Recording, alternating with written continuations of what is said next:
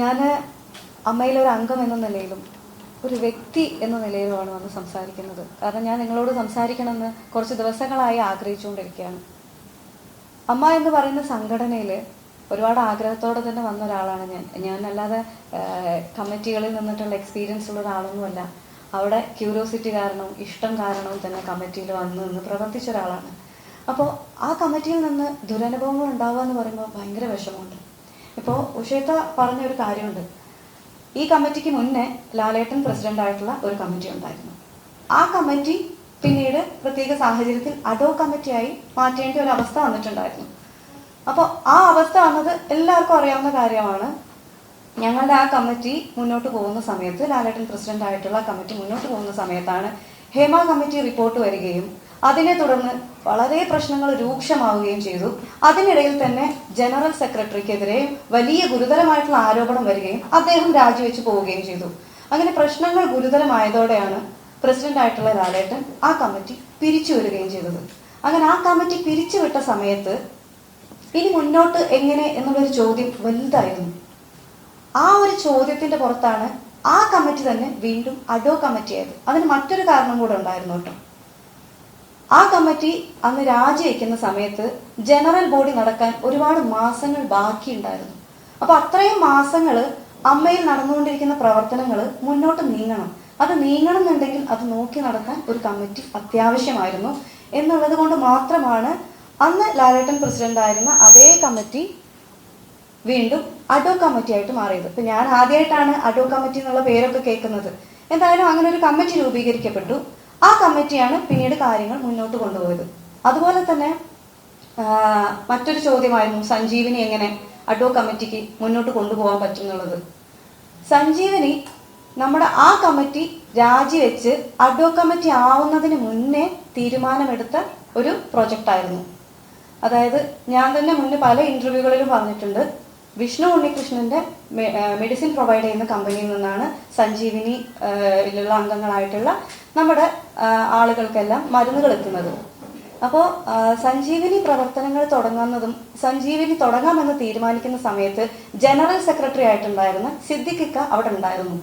അപ്പോൾ അങ്ങനെയാണ് വിഷ്ണു ഉണ്ണികൃഷ്ണനായിട്ട് സംസാരിക്കുന്നതും മറ്റു 3 കൊട്ടേഷൻ എടുക്കുന്നതും. അങ്ങനെ വിളിച്ച മൊത്തം കൊട്ടേഷനുകളിൽ നിന്നും ഏറ്റവും വില കുറഞ്ഞ രീതിയിൽ നമുക്ക് ഏറ്റവും നല്ല മെഡിസിൻ പ്രൊവൈഡ് ചെയ്യാം എന്ന് പറഞ്ഞുകൊണ്ട് വിഷ്ണു ഉണ്ണികൃഷ്ണന്റെ ആ ഒരു കൊട്ടേഷൻ നമ്മൾ ഏറ്റെടുക്കുകയും അങ്ങനെ സഞ്ജീവിനി പദ്ധതിയിൽ വിഷ്ണു ഉണ്ണികൃഷ്ണന്റെ കമ്പനിയെ ഉൾപ്പെടുത്തുകയും മരുന്നുകൾ കൃത്യമായി അയച്ചു കൊടുക്കുകയും ചെയ്തത്. പക്ഷെ നമ്മൾ സഞ്ജീവിനി പ്രൊജക്ട് ഓൺ ആയതിനു ശേഷമായിരുന്നു ജനറൽ സെക്രട്ടറി അവിടുന്ന് സ്ഥാനമൊഴിയുന്നതും ഈ കമ്മിറ്റി അഡോ കമ്മിറ്റിയായി മാറുന്നത്. അപ്പൊ ആ അഡോ കമ്മിറ്റി തീരുമാനിച്ചത് ഓൾറെഡി പ്ലാൻ ചെയ്തു വെച്ച സഞ്ജീവിനി പ്രൊജക്ട് നമുക്ക് മുന്നോട്ട് കൊണ്ടുപോകണം. കാരണം 5000 രൂപ കൊണ്ട് മരുന്നുൾപ്പെടെ ജീവിത ചെലവ് മൊത്തം താങ്ങി നിർത്തുന്ന ഒരുപാട് മെമ്പേഴ്സ് ഉണ്ട് അമ്മയിൽ. അപ്പൊ നമുക്ക് അത്ഭുതമായിരുന്നു 5000 രൂപയ്ക്ക് മരുന്നും വാങ്ങി ഒരു മാസം അവർ ചെലവും കഴിയുക പറയുമ്പോൾ. അപ്പൊ അവർക്ക് നമ്മൾ ഈ മരുന്ന് കൊടുക്കുകയാണെന്നുണ്ടെങ്കിൽ ആ 5000 രൂപ അവർക്ക് അവരുടെ ജീവിത നിത്യ ചെലവുകൾക്ക് ഉപയോഗിക്കാമല്ലോ എന്നുള്ള ചിന്തയിൽ തുടങ്ങിയതാണ് സഞ്ജീവിനി. അപ്പൊ അഡോ കമ്മിറ്റി അത് ഏറ്റെടുത്ത് സഞ്ജീവിനി പ്രൊജക്ട് തുടങ്ങി എല്ലാവർക്കും കഴിഞ്ഞ ജനുവരി 26-നായിരുന്നു സഞ്ജീവിനി ലോഞ്ച് ചെയ്തത്. സഞ്ജീവിനി ലോഞ്ച് ചെയ്ത സമയത്ത് അന്ന് അവിടെ മമ്മൂക്ക ഉണ്ടായിരുന്നു, ലാലേട്ടൻ ഉണ്ടായിരുന്നു, ശ്രീനിവാസൻ സാർ ഉണ്ടായിരുന്നു, സുരേഷ് ഗോപി സാർ ഉണ്ടായിരുന്നു, അമ്മയിലെ മറ്റു പല അംഗങ്ങളും ഉണ്ടായിരുന്നു. അപ്പൊ നമ്മുടെ സ്ഫടികം ജോർജ് സാറിന്, നമ്മുടെ ബീന കുമ്പളിങ്ങി ചേച്ചി, അങ്ങനെ കുറെ പേർക്ക് മരുന്നുകൾ കൊടുത്തിട്ടായിരുന്നു നമ്മളതിന് തുടക്കം കുറിച്ചത്. അതൊരു നല്ല കാര്യമാണ് ചെയ്തത്. അത് അഡോ കമ്മിറ്റി ആവുന്നതിന് മുന്നേ ആ കമ്മിറ്റി എടുത്ത തീരുമാനമായിരുന്നു അതാണ് നടപ്പിലാക്കിയത്. അതിനെങ്ങനെയാണ് ചോദ്യം ചെയ്യണമെന്ന് എനിക്ക് മനസ്സിലാവണില്ല. നല്ലൊരു കാര്യം ചെയ്തതിനെയാണോ ഇത്രയും കുറ്റപ്പെടുത്തുന്നതെന്ന് എനിക്ക് മനസ്സിലായിട്ടില്ല. അതുപോലെ തന്നെ ഈ കമ്മിറ്റി ഇപ്പൊ ഞാൻ മറ്റൊരു ചോദ്യം കേട്ടു, ലാലേട്ടൻ പ്രസിഡന്റ് ആയിട്ടുള്ള കമ്മിറ്റിക്ക് തന്നെ അഡോ കമ്മിറ്റി ആയിട്ട് മാറാൻ അവസരം കിട്ടി. ശ്വേതാ മേനോൻ പ്രസിഡന്റ് ആയിട്ടുള്ള കമ്മിറ്റിക്ക് എന്തുകൊണ്ട് അഡോ കമ്മിറ്റി ആവാൻ പറ്റിയില്ല? എനിക്ക് മനസ്സിലായിട്ടുള്ള ഉത്തരവാണ് ഞാൻ പറയുന്നത്. ലാലേട്ടൻ പ്രസിഡന്റ് ആയിരുന്ന കമ്മിറ്റി അഡോ കമ്മിറ്റിയായി മാറിയതിന്റെ സാഹചര്യം എന്ന് വെച്ചാൽ ജനറൽ ബോഡി നടക്കാൻ ഒരുപാട് മാസങ്ങൾ ബാക്കി നിൽക്കുന്നു എന്നിരിക്കെ ഒരു കമ്മിറ്റി അവിടെ അനിവാര്യമാണ്. കാരണം ഒരു ജനറൽ ബോഡി കൂടിയാലേ മറ്റൊരു കമ്മിറ്റിയെ തിരഞ്ഞെടുക്കാൻ പറ്റുള്ളൂ. അപ്പൊ ജനറൽ ബോഡി നടത്താൻ ഭയങ്കരമായിട്ടുള്ള ഒരു സാമ്പത്തികം വേണം. അപ്പൊ അത്രയും എക്സ്പെൻസ് നമുക്ക് ആ സമയത്ത് മുടക്കാനും പറ്റില്ല.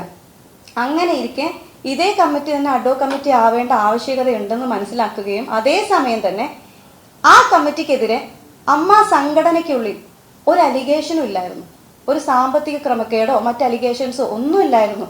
അമ്മ സംഘടനയ്ക്ക് പുറത്തുള്ള അലിഗേഷന്റെ പേരിലാണ് അവിടെ ഉണ്ടായിരുന്ന ജനറൽ സെക്രട്ടറി ഉൾപ്പെടെയുള്ളവർ രാജിവെച്ച് പുറത്തു പോകേണ്ടി വന്നത്.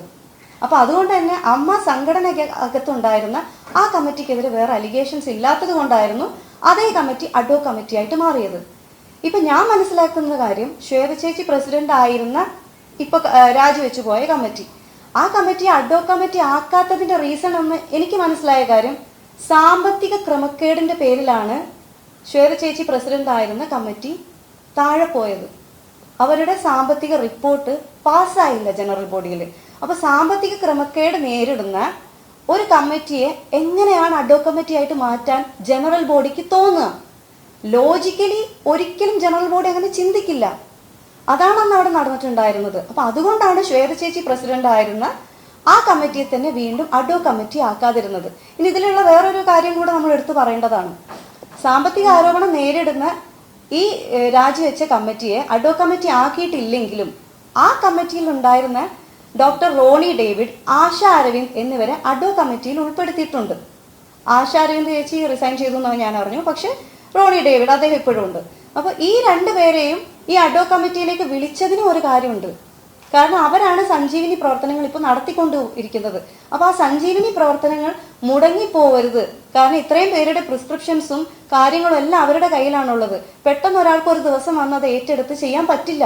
അതുകൊണ്ടാണ് ആ പ്രവർത്തനങ്ങൾ കൃത്യമായി നടന്നു പോകണം എന്നുള്ളത് കൊണ്ടാണ് ഈ സാമ്പത്തിക ആരോപണം നേരിടുന്ന, സാമ്പത്തിക ക്രമക്കേടിന്റെ പേരിൽ താഴെ പോയ ആ കമ്മിറ്റിയിൽ നിന്ന് തന്നെ ഡോക്ടർ റോണിയെയും ആശ അരവിന്ദ് ചേച്ചിയെയും പുതിയ അഡ്വോ കമ്മിറ്റിയിലേക്ക് നിയമിച്ചത്. ഇത്രയും കാര്യങ്ങളാണ് എനിക്ക് മനസ്സിലായിട്ടുള്ളത്.